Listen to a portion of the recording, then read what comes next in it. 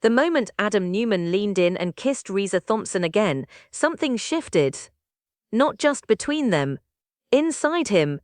The kiss wasn't hesitant, it wasn't careful, it wasn't even strategic anymore, it was intense, reckless, and dangerously real. Riza didn't pull away. If anything, she leaned closer, her fingers gripping his jacket like she had been waiting for this moment far longer than she ever admitted. When they finally broke apart, the air between them felt charged, thick with something that neither of them could pretend was just part of a plan anymore. Riza smiled, slow and knowing. "Maybe we should celebrate later, privately," she said, her voice low, almost teasing, but her eyes were serious. Adam didn't answer right away. For a split second, Chelsea Lawson's face flashed in his mind. The life he had rebuilt, the promises he had made, the version of himself he had sworn to be. But then, he pushed it aside. "I'm looking forward to it," Adam replied. And just like that, he stepped deeper into the fire. Across town, Nick Newman already felt it. He didn't know exactly what Adam was doing, but he knew his brother well enough to recognize the signs. The tension, the secrecy, the way Adam had started to slip back into that dangerous calm that always meant something explosive was coming. Nick found him alone not long after. "You got a minute?" Nick asked, his tone firm but controlled. Adam didn't even look surprised. "Always." Nick studied him closely. "What's going on with you and Riza?" Adam gave a small shrug, too casual. "Business." Nick let out a short, humorless laugh. "Yeah?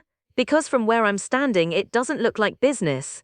Adam's expression tightened just slightly. "You're reading too much into it." "No," Nick shot back, stepping closer. "I'm reading exactly what's there." There was a beat of silence. Nick's voice dropped. "You're with Chelsea, I know that." "Do you?" Nick pressed. "Because it looks like you're playing with fire again." Adam's jaw clenched. "It's under control, that's what you always say," Nick replied sharply.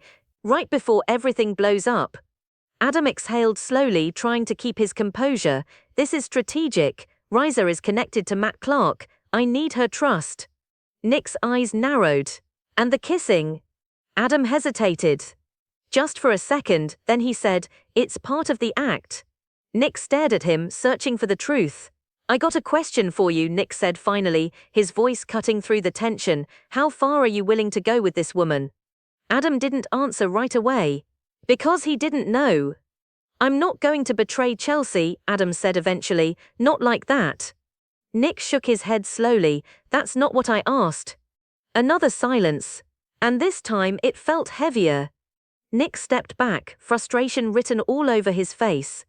"You're already crossing lines, Adam, you just don't want to admit it."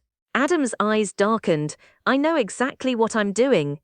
Nick gave him one last look, half warning, half disappointment. "Yeah, that's what worries me." And then he walked away. Adam stood there alone, but not really, because inside his head, Spider was back. Not fully, not yet. But the edges were there, the sharp thinking, the emotional detachment, the ability to justify anything if it served a bigger goal, and that was the problem. Because once Adam stepped into that mindset, there was no telling how far he'd go. Later, when he saw Riza again, the tension between them had only grown stronger. She didn't waste time. "You didn't answer me earlier," she said, stepping closer. Adam tilted his head. "About the celebration," she replied softly, "or were you just saying what I wanted to hear?" Adam studied her. Riza wasn't just interested. She was invested. Emotionally, and that made everything more complicated. "I meant it," Adam said. Riza smiled again, but this time there was something deeper behind it. Something almost vulnerable. "Good," she said, "because I'm tired of games, Adam." The irony of that statement hung in the air. Adam almost laughed.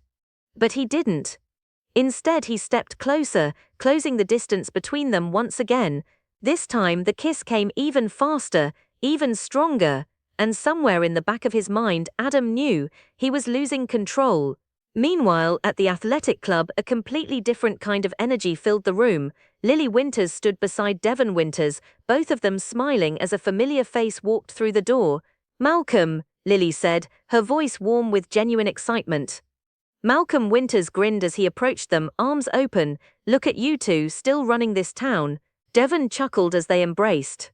Something like that. There was laughter, lightness, a sense of family that had been missing for far too long.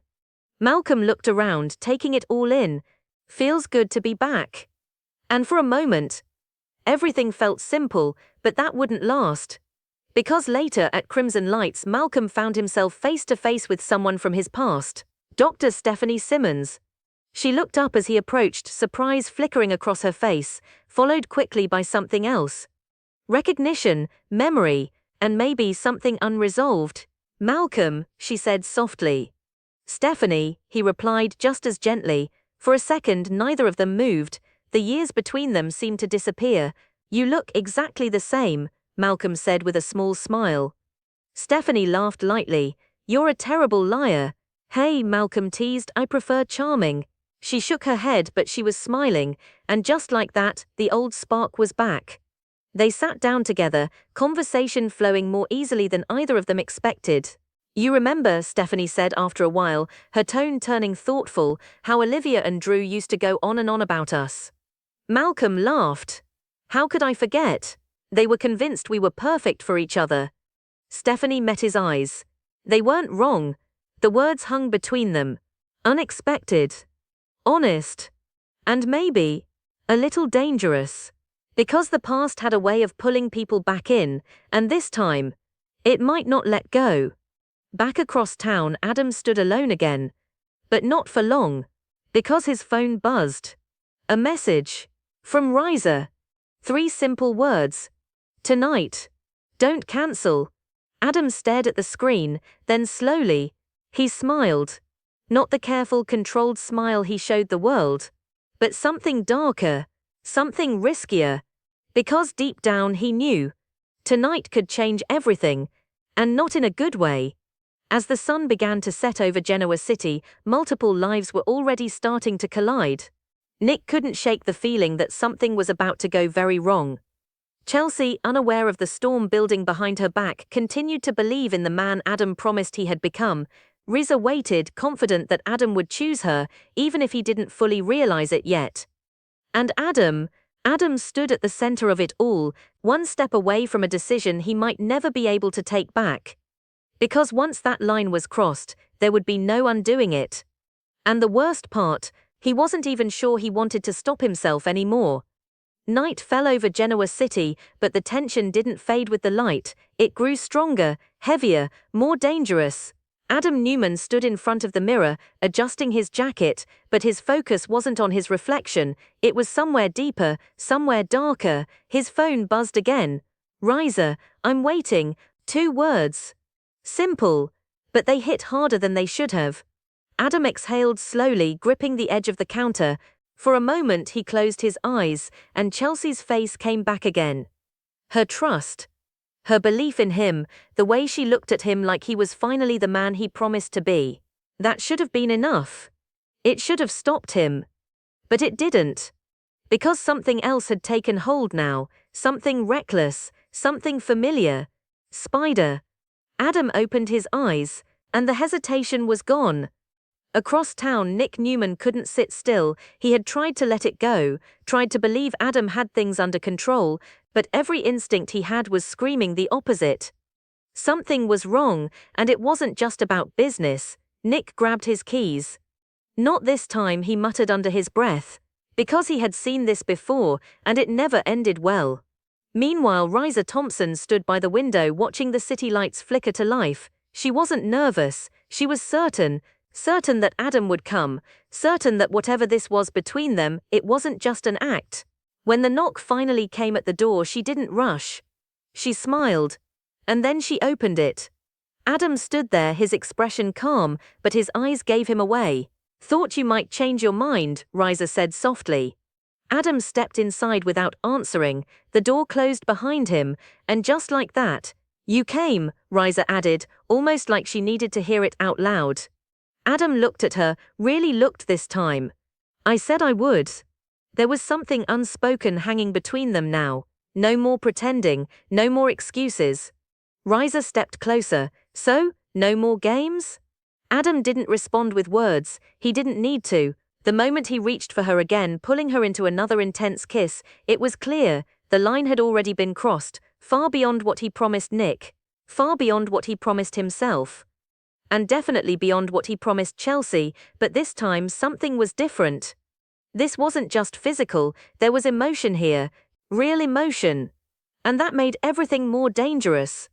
Back at Crimson Lights, Malcolm Winters leaned back in his chair, studying Stephanie Simmons as she stirred her coffee absent-mindedly. "You're thinking about something," Malcolm said. Stephanie glanced up, caught off guard. "Am I that obvious?" "Always were," Malcolm teased. She smiled, but it faded quickly. "It's strange," she admitted. "Seeing you again, it brings back a lot." "Good memories?" Malcolm asked. Stephanie hesitated. "Not just good," she said honestly. Malcolm nodded slowly. "Yeah, same here." There was a pause, not awkward, just real. "You ever wonder," Stephanie continued, "what would have happened if we actually listened to them? Olivia and Drew." Malcolm chuckled softly. "They would have planned the wedding themselves." Stephanie laughed, but her eyes stayed on his. "I'm serious." Malcolm's smile faded just slightly. "Yeah," he admitted. "I've wondered." And there it was again, that spark. Stronger now. More undeniable. Because this wasn't just nostalgia anymore, it was possibility, and both of them could feel it. Back in the apartment, the atmosphere between Adam and Riza had changed. The intensity hadn't faded, but it had deepened. Riza pulled back slightly, searching his face. "Tell me this isn't just part of your plan." Adam didn't answer right away, because for the first time, he wasn't sure. "That's what I thought," Riza said quietly. There was no anger in her voice, just understanding, and somehow that made it worse. "I didn't expect this," Adam admitted. "Neither did I," Riza replied. Another silence. But this one felt heavier, because now the truth was starting to surface, and neither of them could ignore it anymore. Across town, Nick's search led him exactly where he feared it would. He stood outside, staring at the building, his jaw tightening. "Come on, Adam," he muttered. He didn't want to be right. But deep down, he knew he was. Nick didn't go inside. Not yet. Instead, he pulled out his phone. "Chelsea." His thumb hovered over her name. Should he tell her? Should he expose Adam before things went any further? Nick exhaled sharply. Because once he made that call, there was no going back. Inside, Adam stepped away from Riza, running a hand through his hair. "This wasn't supposed to happen," he said. Riza crossed her arms, watching him closely, but it did. Adam looked at her again, and for the first time that night, he looked conflicted. Not calculated, not controlled, conflicted. "I have a life," he said quietly, "with Chelsea."